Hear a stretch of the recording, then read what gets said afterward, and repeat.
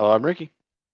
And I'm Joe, and this is Season 5, Episode 13 of the Beer and Broadband Podcast, which is slated to come out on October 17th, 2022.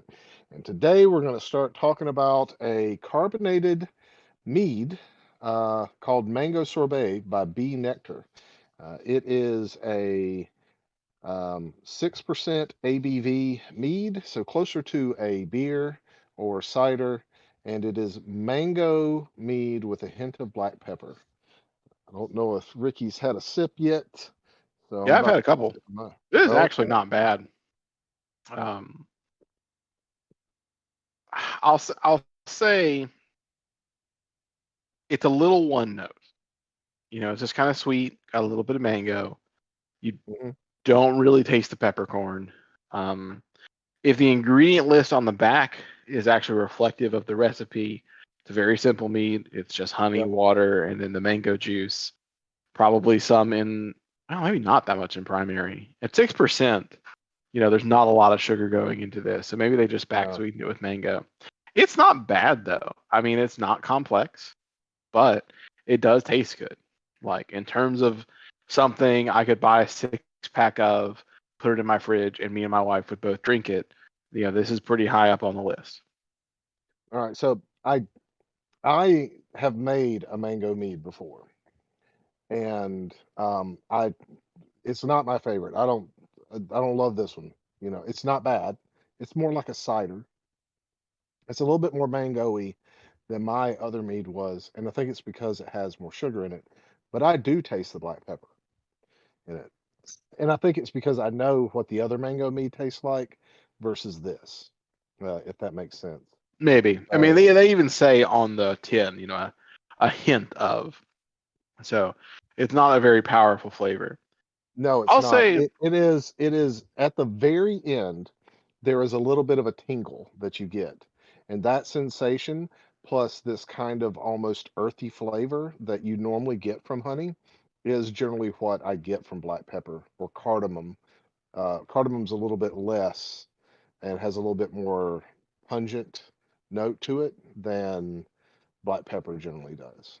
Just in case you taste that. yeah, I think you probably hit on what my biggest critique of it would be. The sweetness from the mango is a very similar sweetness to just the honey that gets left over from the fermentation process. Hmm. And that earthiness from the honey is probably also competing with the peppercorn. So like this has an array of ingredients. So like if we were to lay out just like any mead recipe, got your primary fermentable, your honey, you've got something to add flavor. Here, they put in a fruit juice or a fruit concentrate. And then they did go in and put in spices. So like this is not a simple recipe necessarily, you know. It's got a couple layers to it. It's just they're all hitting kind of the same flavor notes. So like when you taste it, you know, there's definitely the mango there. But if you told me this was just honey and mango, I'd believe you. You could probably convince me this was a mango cider. It wasn't a meat at all. Because you can't really taste the honey on top of the mango. You can easily kind of mix those two flavors together. I think I would love to try to make a similar type of cider and a similar type of mead and see if I could pick out the difference in notes. I think that there is a slight astringency there that you don't get from like just fruit sugars in normal wines. That this has that kind of hints toward, but it's so tiny. Yeah, I I'm mean, not in a taste 100% sure. test, you could probably pull it out, you know? But I'm just not sure. Like, if you poured this in a glass and said, here, try this mango cider, I wouldn't taste it and say, no, you're crazy. This is a mead, Yeah, yeah, you know? very true, very true. I mean, I agree. If they would have said this wasn't a mead, I wouldn't know. Yeah. Yeah, but it's Still, not. though, yeah, I mean, it's not bad. I mean, in all honesty, I'm going to keep this can and I'm going to go buy some if I can find some. Because my wife would drink this. And we really struggle to find, like, what's something we can buy a decent volume of and keep in the house and we'll both drink, you know? Yeah, Very true. I mean, I can agree with that. I think ultimately, I probably for $6 at Total Wine is what I got this for. I don't One know if can. yeah, for one can. It's like 5.49 or something like that. That's Um, a little yeah, rough. I don't know. I mean, well, so you can buy them in a 4 pack too. I think it would be like 4.50 per can because I think it was like $18 or something like that. It's like closer to, um, you know, like it's basically like buy three get one free kind of deal. Yeah, Uh, I'm but looking I at don't a know. Yeah, I don't know. look. I don't know that I buy it. Yeah, I'll be honest. 4 pack for $17. That's a little Yeah, rough. yeah. I mean, I'm not gonna discount that it's well made. It's not a hit on quality. It is a hit on. There's not many things I would drink 12 ounces for. What is it? It's 12 ounces for, yeah, it's like 4 or 5 Roughly bucks $4. almost. Yeah. Yeah, you're talking like 40 cents an ounce. That's better than spirits, but I that's so hitting levels of like I could buy a nice, like not a fancy, but I could buy a nice bottle of wine and hit that like price per ounce. yeah, I mean you can buy a nice bottle of wine for less than that. But the here's the thing with this. Meads are always more expensive because the ingredients cost more to make them. But I would not Total Wine's always going to be a bit more expensive anyways, with Yeah, the like craft beers and stuff like that. So this is on par with like a normal craft beer that you get. You know, the beer that we'll talk about in like a couple of episodes, the KBS hazelnut beer, I think it is, or no, it's not the hazelnut one, it's another one. But anyways, that beer that we're going to talk about in a couple of episodes, that costs the same amount that this does. The only reason that I'm kind of like this is it's not at the same quality. Like that one is, I would expect because Founders generally has these really high qualities for beers. I'm willing to pay like $6, $7 for a really good beer. I'm willing to pay $6, $7 for a really good mead. This just isn't quite there yet as far as that goes. It's brewed well, it's fine. It's just more one note. And so I guess that's my criticism of it. It's the money, it's money per quality. Now, if this is your thing, if you like that one note, that mango note, this is great. It does taste a lot like mango, especially if you let it set on your tongue. But I just wouldn't normally for the I would rather have like a more complex cider. You know what I'm saying? Or a more complex mead for that kind of cost. yeah, You I know? get you. I'm looking at their website, and they do have a couple other meads in this same line that is just kind of like one fruit. But Hmm. there's a couple that are a little bit more adventurous. They got one called the Black Fang. That's Oh, blackberry clove and orange zest. That has a chance to be maybe a little bit more multi-dimensional. yeah, they had that at Total Wine, so maybe next time I'll pick that up. Yeah, but overall, yeah, I mean it's tasty. Yeah, We can argue about whether or not we pay for it for the price, but if you showed up at a party and this was there, it's a safe bet. yeah, yeah, Somebody will yeah. like it. Totally drink it. Totally get it. If it's your thing, if you like mango a whole lot, this is the thing to get. It really does taste like mango. So they did a good job of keeping those notes in there. Speaking of cost, let's talk about inflation. Have you seen how the Fed is and some other economists are talking about this round of inflation that we're going through, um, versus like years past? Yeah, Um, it's all spin. It inflation's real bad right now. There's no real way to cut it differently. I think it's like 70s or 80s. They redefined inflation the first time, took a bunch of stuff out. But since we've started hitting really heavy inflation here in the last year or two, they're kind of doing the same thing. They're playing around with the formulas to try and make the number look a little bit better. But I mean, they're not talking about it. I think that's probably the crux of what you're getting at. It's real easy to walk in and say, hey, look, inflation's down this month on this, latest report, but, we also changed the definition a little bit. They've Yeah. reweighted some of the stuff, and now look, it's 0.1 lower. It's Like it's capping off, guys. instead of it actually like get going lower, they took things out like groceries in one report. We're just not Yeah, going to you're talking about core count food. inflation. Yeah, exactly. Yeah, that's one of the things they've also kind of done is bounce around. So there's kind of like the traditional inflation index, which is all formulated. They basically weigh certain things more or less. So, housing's included, pretty much everything's included in terms of like what you need to survive. Food, energy, all that stuff.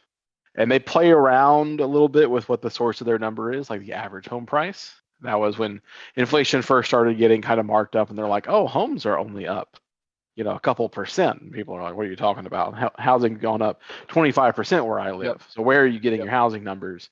We don't really get to see that. But yeah, I did see that, and kind of the most recent spin is some people were reporting core inflation instead of the normal inflation, which made it look like inflation went down a lot. Because I think core inflation was only 6.6. The last month it was 6.3. So like inflation still went up. You're just switching between the different numbers, trying to act like they're all the same. Because the difference with core inflation is that takes out what they consider the most volatile stuff, which is like food, energy, some other commodities. Yeah. You know, so Yep. like it's supposed to just be like housing and other stuff like that that's supposed to be much more stable. So it's a better metric. But I mean, core inflation's hit the highest it's been, I think, since the 80s. It was something Yep. like that. I'm probably not right with the exact number there, but it's been a long time. Certainly the highest in the last 20 or 30 years. Yeah, exactly. And here's my problem with this, from like an ethics kind of standpoint. When you manipulate numbers and statistics like that, you're not benefiting the people that you're there to serve. And the so I'll give an example from a past career that I had when I was a law enforcement officer. Um, they in the town and state that I worked in, the law for domestic violence was changed, and they made it so that the law only took into account people who were of opposite sex that cohabitated. So you could only cohabitate and be the victim of a domestic violence if you were of the opposite sex of the person that was your abuser and you weren't like related to them, you know, Hmm. like through blood, I guess, whatever. So they took like all this stuff out, like, um, your children can't be victims of domestic violence, or if you're in the same sex relationship, you can't be the victim of domestic violence. Before, people got those sorts of benefits if they were victims. Now that, the state didn't have to pay that stuff, the city didn't have to pay that stuff. And also, what what that did was it made it look like there was this huge drop in domestic violence, when really, if you took like domestic violence plus assault and battery, which is what all those other things turned into, uh, they actually had went up. They didn't solve the problem. They just redefined what the problem was to be able to make it look better for their constituency, so that they could put that on their platform for when they tried to get reelected. And I hate stuff like that. I hated it then. I hate it now. It's unethical. It's not right. And you know, while there's a lot of things that come along in these patterns when we talk about stuff, but we're in a really bad place where we need, as a group of people, to stand up, especially against corporations who are driving a lot of these um, things that cause inflation to go up, because they're reporting record profits and all this other stuff. So either they're misreporting their profits, or they're actually using inflation as an excuse, just like they use, shortages a couple of years ago as an excuse to drive up prices, which is, causing us to have, these, and there's other things like some scarcity of goods and things like that that are naturally going to cause some inflation. So it's not like there may not be a warrant for the inflation, but if you're not reporting it correctly, then people can't like actually get the tools that they need to be able to deal with the stuff in an Yeah, appropriate I 100% agree with that. That's really what I think the problem is here. I know it's an election year. There's always going to be political spin on everything. The thing that gets me the most is, there's a very worrying correlation between how something is being presented and how people consume media. I think we talked about this in an episode of a year or two ago. way. That it's something like 60 or 70% of people, at least at that time, it may be worse now, would share like an article with friends. They hadn't read the article. They kind of read the headline. And, I know a couple of years before that, this would probably be like 2017, 2018, there was a thing that came out that showed that people that are reading news articles are only getting average about halfway through. So, Hmm. so when people throw in these like headlines like, oh, inflation down this month, this has tapered, this yada yada, like that doesn't really tell people anything if they're not reading far enough in the article for you to say, oh, last month it was reported at like 8.3, or it was 8.4, and this month it's 8.3. It went 0.1 down for the total inflation. Core inflation up 0.3 from last month. Or, even, a lot of, because the inflation started to happen last year, what's a much more valuable metric to look at is the 2-year inflation than the 1-year inflation. Because you can see 1-year inflation drop, but the 2-year inflation is still up. Because last year when inflation started spiking, we had a couple months where it already had hit 6%. Yep. So I get that that's a lot of information to distill into a headline. You're not going to be able to teach everyone everything they need to know about securing their financial future in a headline. But you can also write headlines that don't scream, oh, inflation is down, this thing is working, because those people then don't know anything. Yep. Like I was talking to my mother about this. She's had no idea any of this stuff was going on other than like, groceries were getting a bit more expensive. That was it. And that's kind of worrying because she does consume a lot of media. She's on her Facebooks and stuff like that, and that's not making it to them. And especially for something like inflation that's been as high up as it has, I think maybe we talked about before that they'd already redefined recession. So like we're already in a recession based on the definition we've used for the last like 20 or 30 years. They redefined it, but only in America. That was like a big Wikipedia fight as people kept trying to go change the Wikipedia article, and they eventually settled on America has decided to change the definition. The rest of the world still uses the same one Yep. they've always used. But I mean, even by the new definition, we're about to be in a recession again. So, people have a lot at risk when things like that happen. Humans, just like regular day-to-day people, are going to be affected by what's happening in the world. And if you're not being honest with them about what's happening, how can you expect them to be okay? Exactly. And Exactly. that's the biggest push. I mean, I know a lot of that battle is also with the people. You got to do a little bit better than just reading the headline of a news article. But I think there's also a lot to be said about the media that's getting put in front of them. You watch all these like news sites and they're like, oh yeah, things are down, but we've got, economist, whoever this is, and he's here to tell us that everything is going to be okay. And you find out he runs some investment firm and doesn't want people to take their money out. Yep. But realistically, there's not two sides to that argument anymore. This is what the report said. Let's bring in an expert who has a vested interest in you believing one thing, and we'll let them talk to you for 2 minutes, and then we'll, pretend the entire world agrees with what that person said. Yep. And I mean, it, reporting has not always been ethical. There's been times in the past, but reporters make it out like there's an ethics to what they do, and when I mean, you kill your faith in media if they can't be representational of the truth, right? Yeah, and that And problem's been going on for a while. I yeah, remember that was one of the really big things in 2016 because I follow, I won't say all forms of politics, but I at least kind of follow the major, elections, and I follow the Senate and Congress and all that. In 2016, when one of the news sites that I like to follow for election news, 538, was doing their election coverage, they said that was the first year that they were like hesitant to tell people they were with the media because this kind of distrust of the media had gotten so bad, people wouldn't talk to them, like wouldn't give their opinions, wouldn't like, basically be willing to share their perspective for their articles if they knew they were affiliated with the news. Mm-hmm. And that was 8 years ago. I can certainly say it doesn't feel like that's gotten any better. Like I feel like that has gotten worse over time. And so I think you're 100% right.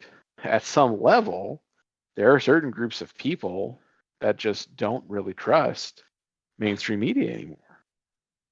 And, And rightfully that's probably so. not great. I mean, yeah, I'm not saying they're wrong to do that, but I'm saying that does lead to problems.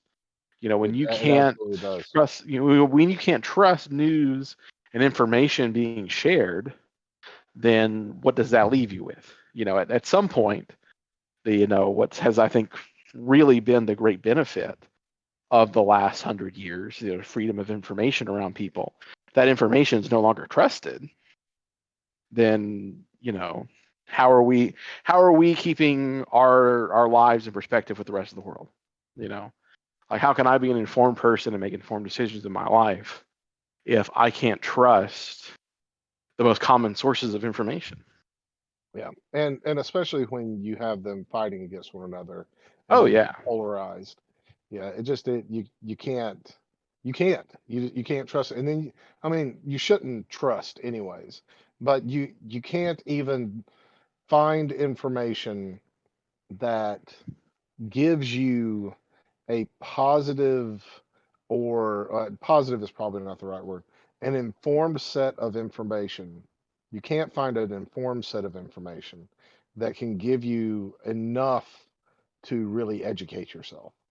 Yeah, and And what that's I'll the push problem. back on one point that you can't trust, you shouldn't trust. I think that's what we lost.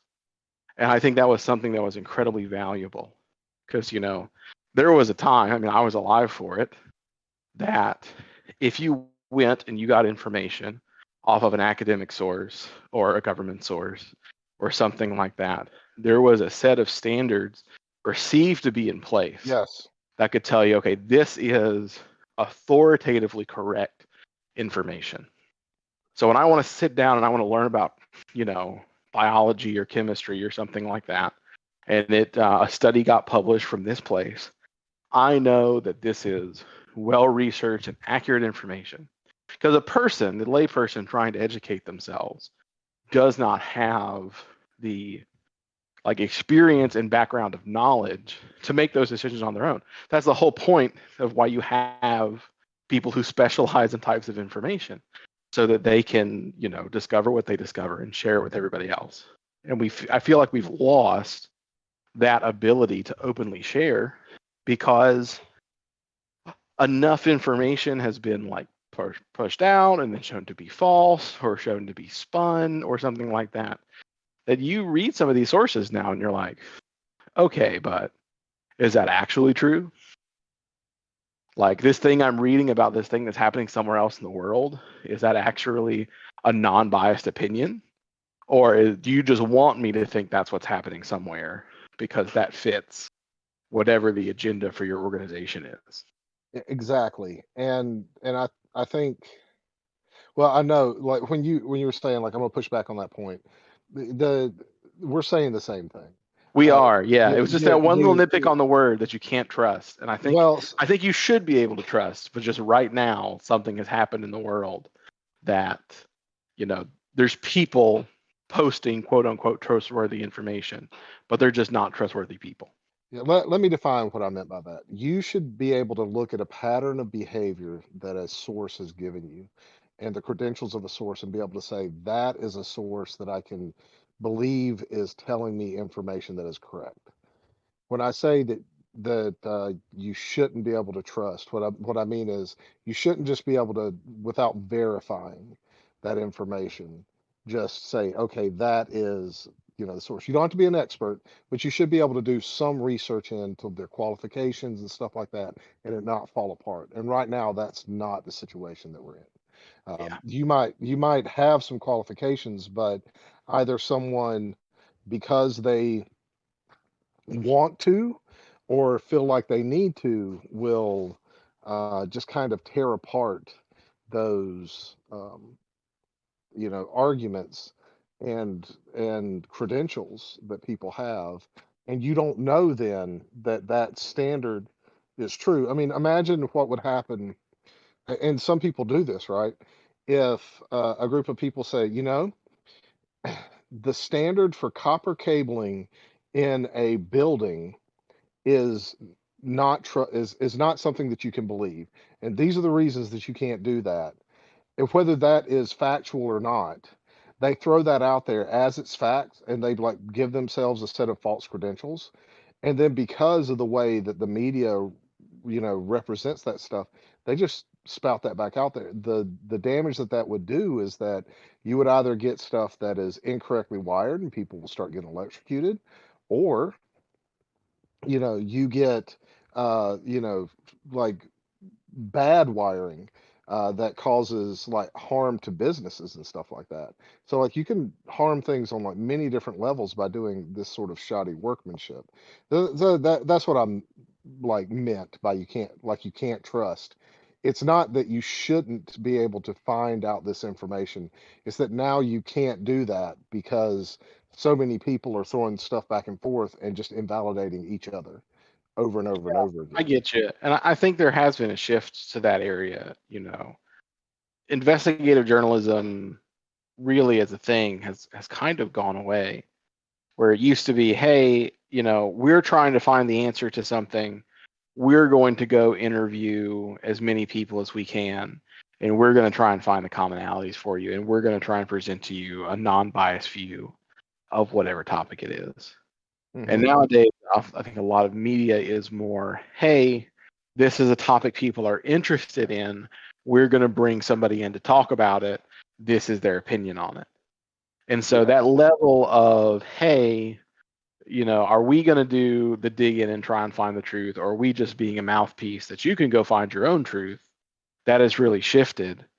And the problem with that second one is people just don't consume media that way. Yeah. you know, Nobody is going to 5 or 6 websites. At least the average person isn't. I mean, certainly some people do, but the average person is not going to 8, 10 different, news sites and checking out 8 or 10 different interviews to see what's in common. I mean, frankly, it's incredibly,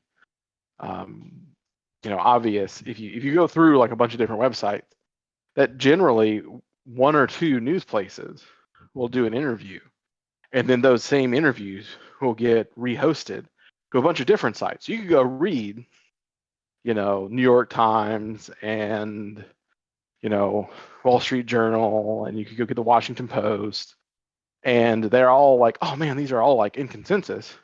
And then you find out they're all just writing different summaries of the same interview Of the same one person interview. did, Yep. you know? Exactly. So that commonality is not even there. So, even if you're one of the better people, you're reading at least halfway through the article, maybe you never get to the bottom where it's like, these are excerpts from an interview from this source, Right. and realize it's all the same interview. So, there is definitely, I think, some problems there. I think, there's still tons of information available in the world, but whereas 20, 30 years ago, I think people were much more skeptical about, don't trust those, non-trusted sources.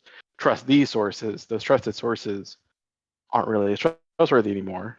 And now you find tons of people everywhere who still kind of have that trust in media, just different media. You know, this is where I think the world of people getting their news from Facebook, causing Yeah. problems. Of there's still this expectation of trust that like this person published an article, so it has to be true. But that news site over there, that news site lies. this new side I have, they tell the truth. But now Exactly. that who really is telling the truth anymore, you can't tell for the most part. I know I'm rambling at this point, so you can cut me off. No, well, I'm not cutting you off. I think it's an interesting topic, and it's very it does mean that we're going to stop we're not going to do the next two topics. We'll put them in like later episodes, but I think that it's very prescient to the topic that we started out with, which is redefining inflation okay? And the fact of the matter is that that makes the sources that define inflation untrustworthy. You know, like Yeah, does this really need to happen? Is this necessary? Should we question that? And then, a lot of this is made up anyways. It's not necessarily a like legitimate thing. It works just like the value of money because we all believe it has value, right? yeah, There's no like um, nothing that inherently and intrinsically just by it existing makes it have value, right? yeah, It's because we believe it.